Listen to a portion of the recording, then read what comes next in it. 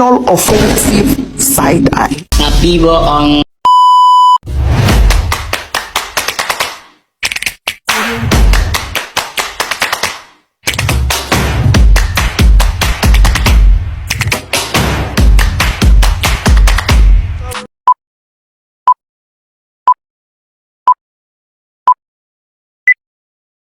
Assalamualaikum warahmatullahi wabarakatuh. Saya Hervi Aidana Syifam sebagai moderator kelompok 9 ingin menjelaskan makalah yang berjudul hadis maudhu. Pengertian hadis maudhu. Secara bahasa, al-maudhu adalah isim maf'ul dari wada'a yad'u wada'an yang mempunyai arti isqat, meletakkan atau menyimpan, al-fitiro wa al-iktilab, mengada-ngada atau membuat-buat, dan al-tarku, ketinggal. Jadi hadis maudhu itu adalah hadis yang bersumber dari Rasul.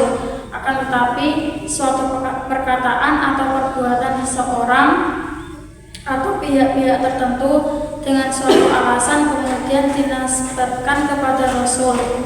Untuk hadis palsu, ulama biasanya menyebutnya dengan istilah hadis maudhu, hadis mungkar, hadis batil, dan yang semacamnya. Tidak boleh meriwayatkan suatu hadis yang kenyataannya palsu bagi mereka yang sudah mengetahui akan kepalsuan hadis itu. Awal mula terjadinya hadis maudhu, maksudnya secara massal penganut agama lain ke dalam Islam yang merupakan dari keberhasilan dakwah Islamnya ke seluruh pelosok dunia. Secara tidak langsung menjadi faktor munculnya hadis-hadis palsu. Ada golongan yang menganut agama Islam hanya karena terpaksa tunduk pada kekuasaan Islam pada waktu itu. Golongan ini kita kenal dengan kaum munafik. Golongan inilah yang mulai menaburkan benih-benih fitnah. Yang pertama, salah seorang tokoh yang berperan dalam upaya memunculkan Islam pada masa Utsman bin Affan adalah Abdullah bin Sabar, seorang Yahudi yang menyatakan telah memeluk Islam. Dengan bertopekan pembelaan kepada Sayyidina Ali dan Ali Bait, ia menabung fitnah untuk fitnah kepada orang lain. Ia mengatakan bahwa Ali lebih berhak menjadi khalifah daripada Utsman, bahkan lebih berhak daripada Abu Bakar dan Umar. Lalu untuk mendukung propaganda tersebut, ia membuat suatu hadis maudhu yang artinya setiap nabi ada penerima wasiat dan penerima wasiatku adalah Ali.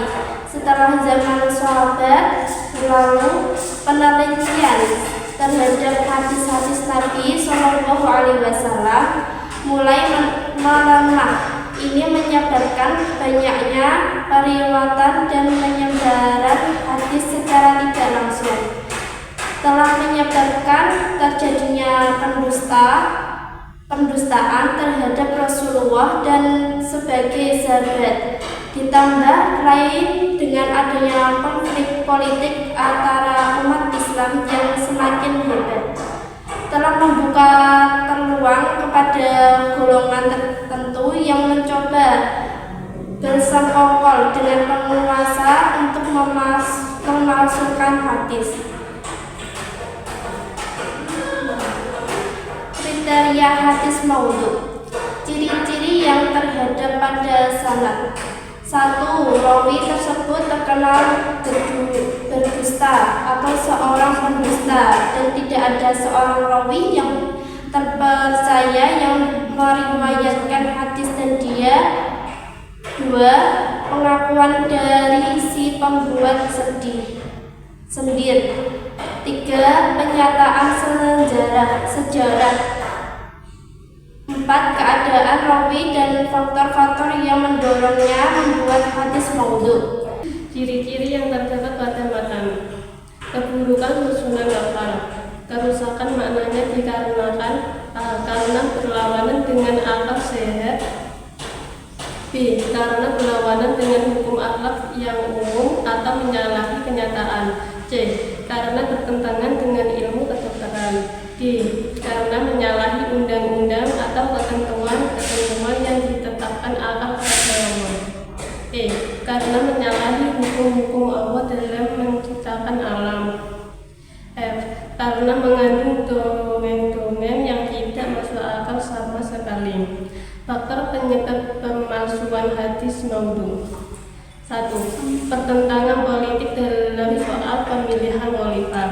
Pertentangan di antara umat Islam timbul setelah terjadinya pembunuhan terhadap Khalifah Umar bin Affan oleh para pemberontak dan kekhalifahan digantikan oleh Ali bin Abi Thalib.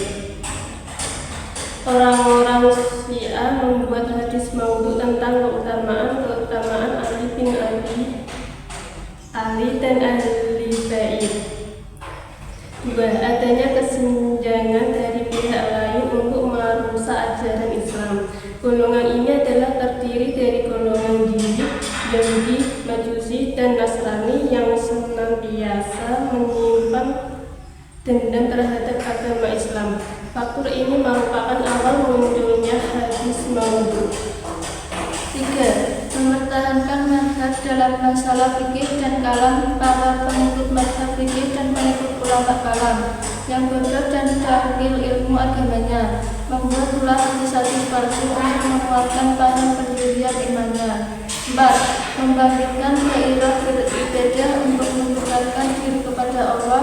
Mereka membuat hadis-hadis palsu dengan tujuan menarik orang untuk lebih mendekatkan diri kepada Allah. 5. Menjilid para penguasa untuk mencari kedudukan atau hadiah. Upaya melawan hadis maudhu. 1.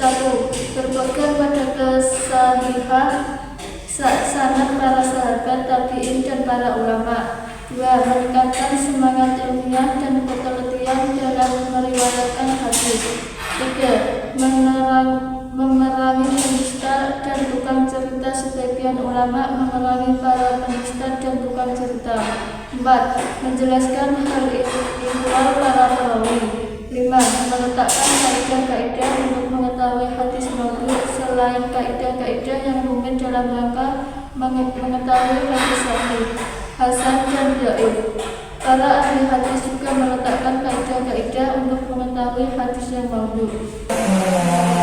Dari kesimpulan di atas tadi, hadis maudhu itu adalah bukan hadis yang bersumber dari Rasul, akan tetapi suatu perkataan atau perbuatan seseorang atau pihak-pihak tertentu dengan suatu alasan kemudian dinisbatkan kepada Rasul. Adapun latar belakangnya hadis maudhu tersebut hakikatnya adalah pembelaan atau pembencian terhadap suatu golongan tertentu. Hadis maudhu dapat diidentifikasikan keberadaannya dengan mengetahuinya berdasarkan metode-metode tertentu. Misalnya, mengetahui ciri-ciri yang terdapat pada sanad dan matanya. Demikianlah yang bisa kami sampaikan. Apabila ada tutur kata yang kurang mengenakan atau tutur kata yang menyinggung, kami dan segenap kelompok kami mohon maaf yang sebesar-besarnya. Wassalamualaikum warahmatullahi wabarakatuh.